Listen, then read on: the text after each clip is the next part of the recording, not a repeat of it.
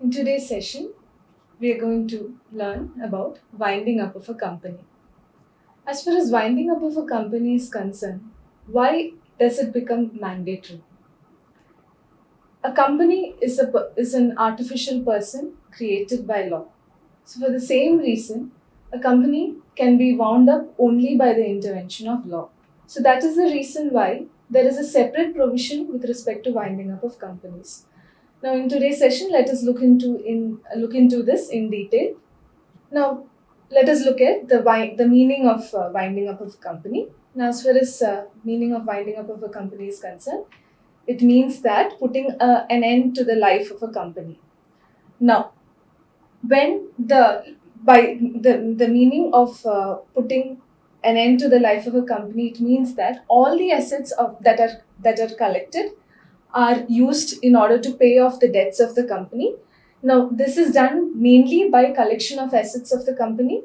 At the same time, the company also collects contribution from its members to pay off the debts of the company. So, unless and until the debts of the company are not paid off, the company can not go in for liquidation or winding up of a company. Now, if there are any surplus amounts after paying off the debts of the debts to the creditors, the surplus amount is returned to the members.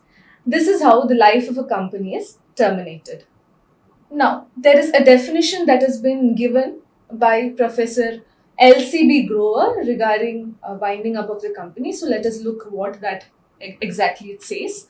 Winding up of a company is the process whereby its life is ended and its property administered for the benefit of its creditors and members.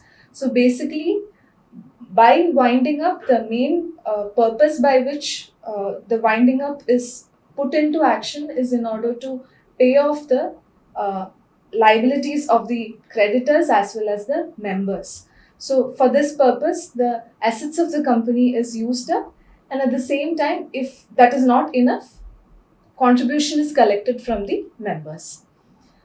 An administrator called liquidator is appointed and then controls the company, collects its assets, pays its liability, and finally distributes any surplus among the members in accordance with their rights. So to do this, there is nobody else that are directly linked to the company takes up this action, but it is a liquidator, an official liquidator is appointed for this process, and he takes care of paying off the assets and selling the assets and paying off the liabilities.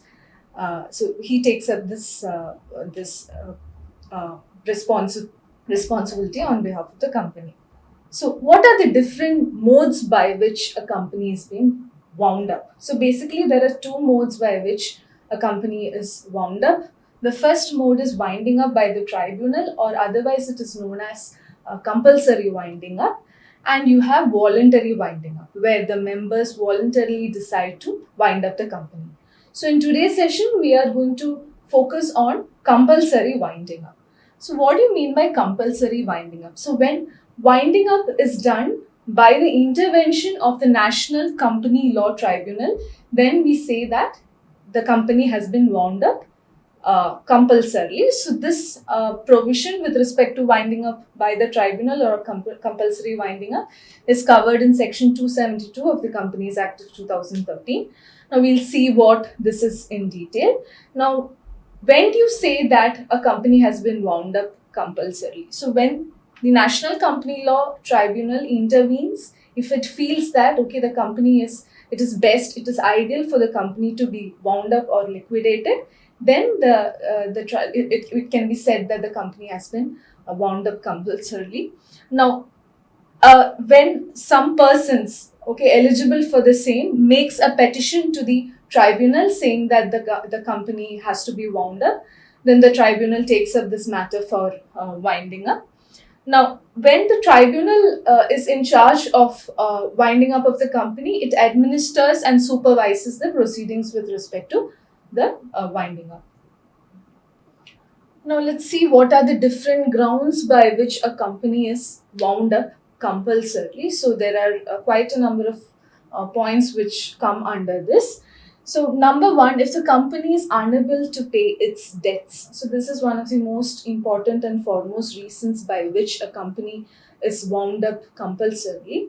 Now, the following points are deemed to be situations wherein the company is unable to pay its debts. So, we'll see all these points in detail.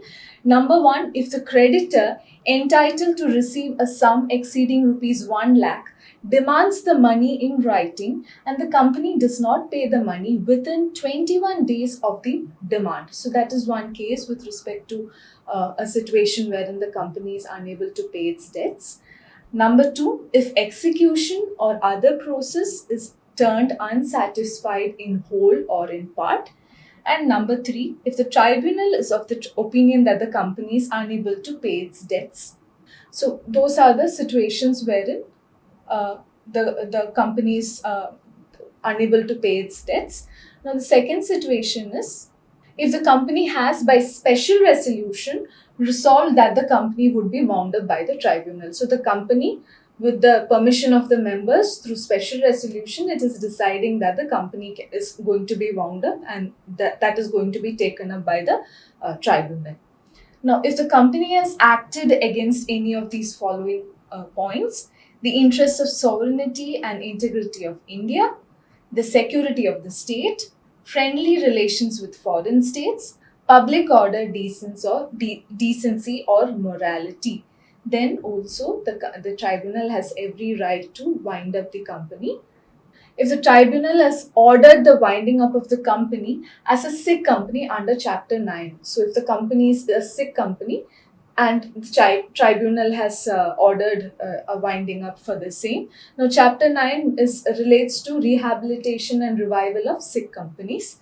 Now, the next point is if on an application made by the registrar or any other person authorized by the central government by notification, under this Act, the tribunal is of the opinion that the affairs of the company have been conducted in a fraudulent manner.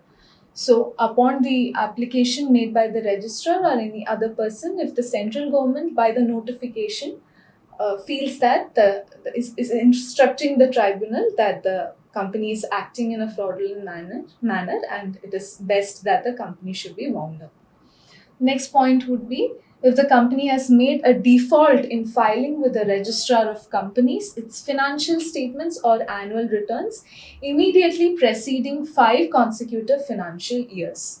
So, for 5 financial consecutive years, the company has not filed its financial statements or annual returns with the registrar of companies. The tribunal is of the opinion that it is just and equitable that the company should be wound up. So let's see what this just and equitable clause means. Now, if the tribunal feels that it is just and equitable to wind up the company, then it can do so. Now, these are the situations wherein the company or the tribunal feels that it is best to wind up the company. Now, the first situation is deadlock in management. Now, deadlock is a situation wherein the shareholding is in such a way that there is a deadlock in any decisions with respect to the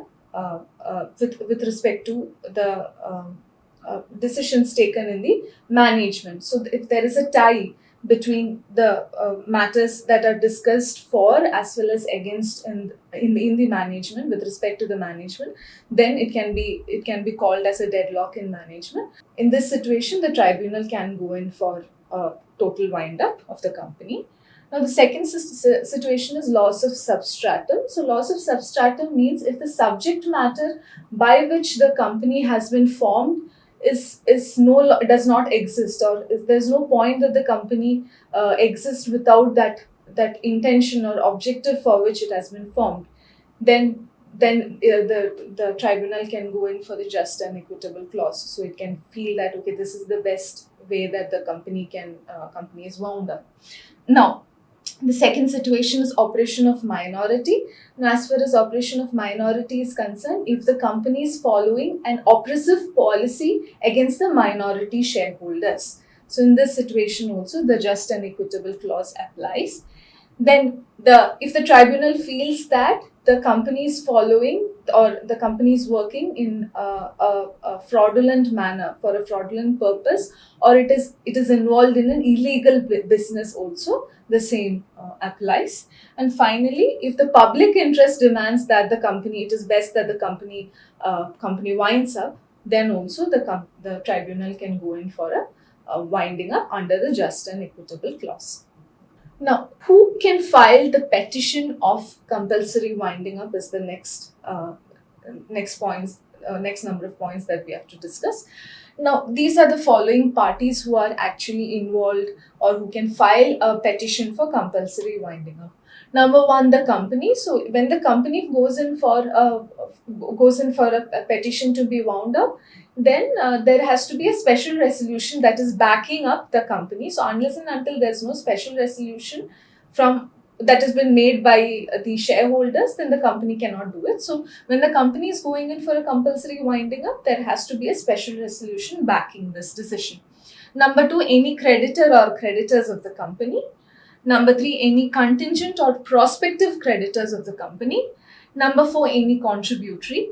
Number five, aforesaid parties together. So all these parties come together to decide upon or takes a decision with respect to compulsory winding up. The registrar of companies, any person authorized by the central government or the state government. Now, once the tribunal receives the petition, or once what are the actions that the tribunal would take once it has received the petition is what we are going to discuss here. So, powers of the tribunal on hearing the petition. Number one, it can dismiss it with or without costs. Number two, make any interim order as it deems fit. Number three, appoint a provisional liquidator of the company in order to carry on the proceedings with respect to the winding up. Number four, make an order for winding up of the company with or without costs. Number five, make any other order that it thinks fit. So in today's session, we have discussed about what winding up is, what are the different modes of winding up, and we were mainly focusing on the compulsory mode of winding up. That's all for today's session. Thank you so much.